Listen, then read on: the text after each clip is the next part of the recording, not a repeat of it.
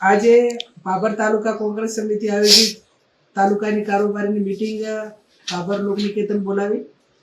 એમાં વર્તમાન સમયમાં જે જિલ્લા અને તાલુકા પંચાયતની ચૂંટણી આવે એમાં જે ઉમેદવારો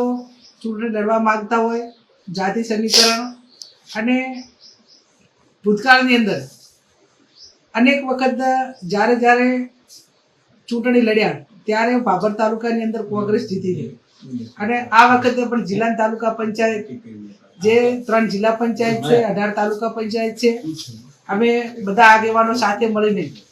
જાતિ સમીકરણના આધારે ઉમેદવારો તૈયાર કરશું અને જ્યારે પણ સરકાર ચૂંટણીની જાહેરાત કરે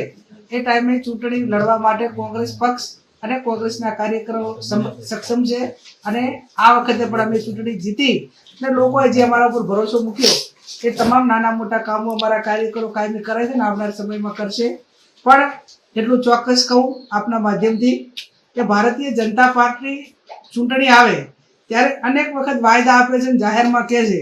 કે ભાઈ અમારી ચાલુ સરકાર છે એટલે કામો કરશું। ભૂતકાળમાં પેટા ચૂંટણીમાં જેટલા વાયદા આપ્યા હોય ગામથી ગામને જોડતા રોડની વાત હોય નવી કેનાલની વાત હોય કેટલાકને બદલીની વાત હોય તો અનેક વખત કાયદો અને વ્યવસ્થાની વાત હોય તો આ તમામ કામો જે વોટ એમને લીધા એના પછી એક પણ કામ કર્યું નથી। અપેક્ષા રાખું કે હવે ચૂંટણી આવી છે તો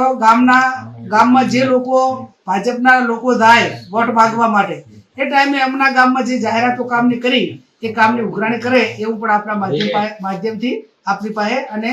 ગામના લોકો પાસે અપેક્ષા રાખું।